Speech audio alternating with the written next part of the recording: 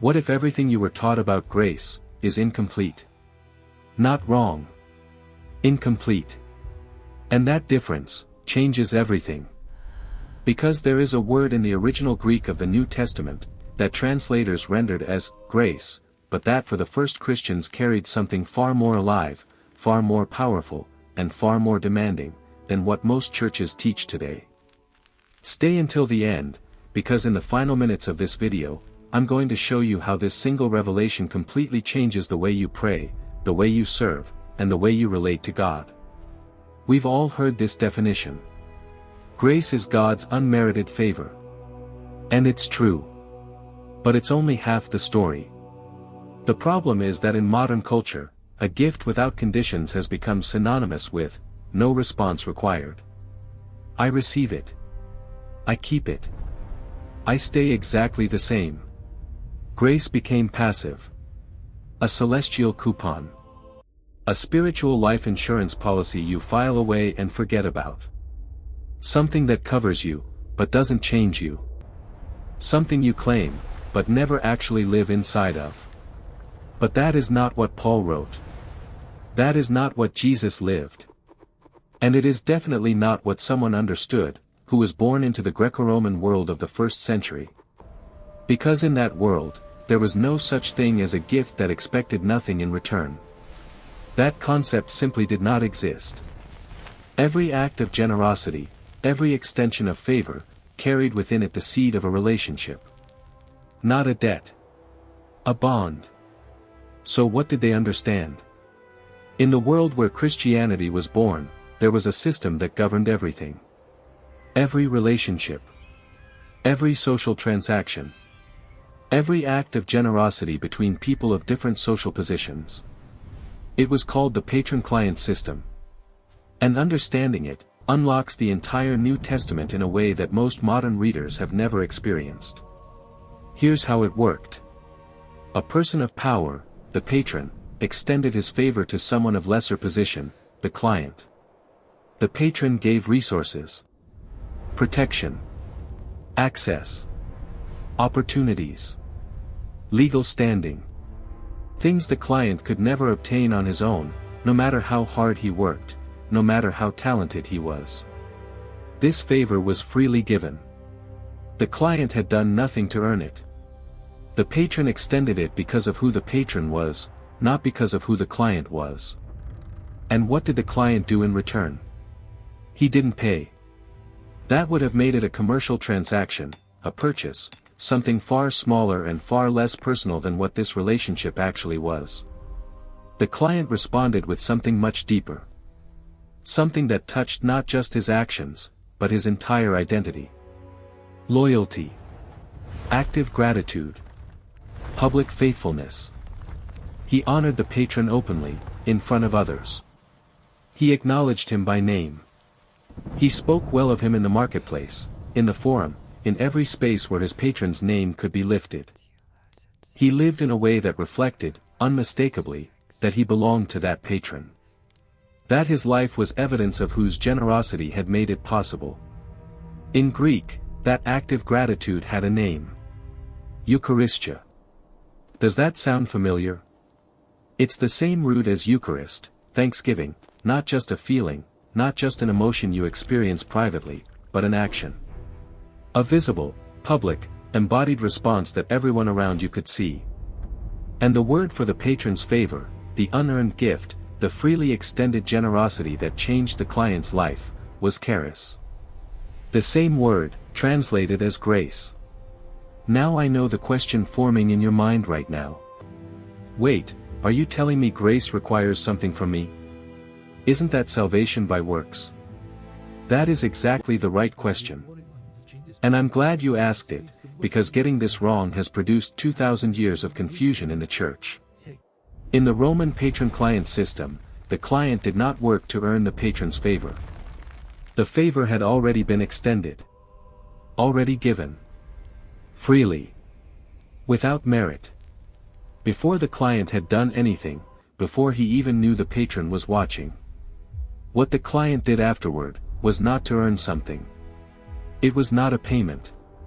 It was not a transaction. It was a response to something already received from someone who had changed his life. Do you see the difference? Paul writes it in Ephesians 2, verses 8 through 9. For by grace you have been saved through faith, and this is not your own doing, it is the gift of God, not a result of works, so that no one may boast. Grace comes first. Always free. Always unmerited. Always given before you did anything to deserve it. But now look at the very next verse, the one that almost never gets preached alongside the others, the verse that the system of patronage makes suddenly and completely clear. For we are his workmanship, created in Christ Jesus for good works. The favor comes first, always. The response comes after, not to earn, but because you belong. Not to qualify, but to reflect whose you are. That is the difference between a transaction and a covenant. And here is the piece that has been most lost in translation, the piece that changes everything once you see it. When the New Testament talks about faith, in Greek pistis, it is not talking only about believing something intellectually. It is not simply agreeing that certain facts about God are true. In the context of the patron-client world, pistis was the word that described the fidelity and loyalty of the client toward his patron. The active, lived, demonstrated faithfulness of someone who had received something he could never have earned. It wasn't simply, I believe God exists. It was, I am loyal to him. I acknowledge him publicly.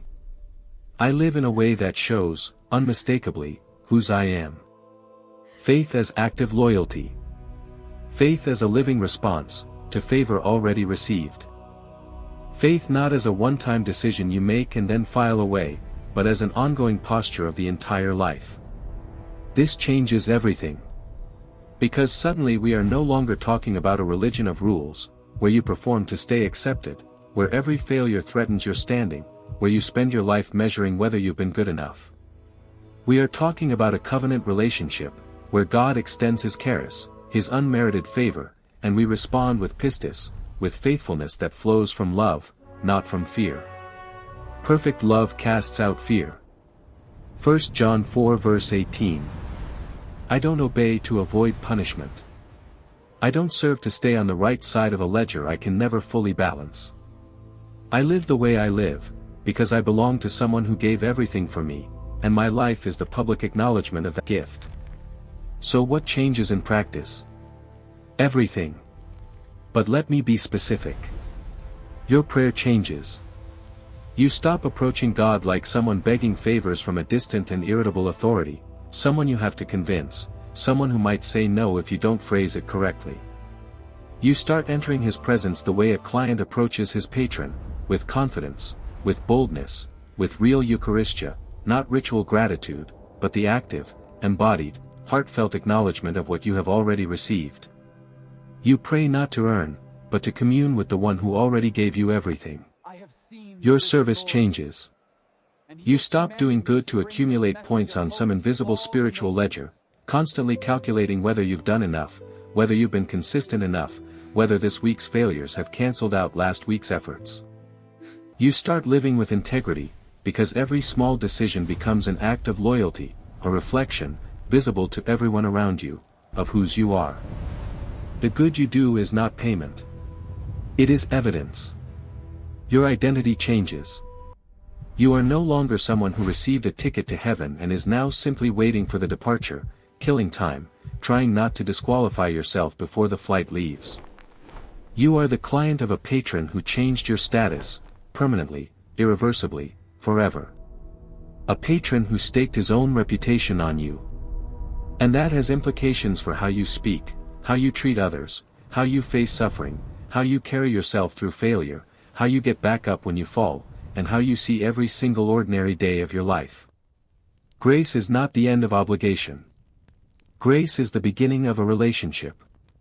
If grace is the patron's favor, that generates a response of loyalty, then our definition of faith has also been incomplete. Because faith is not just believing something.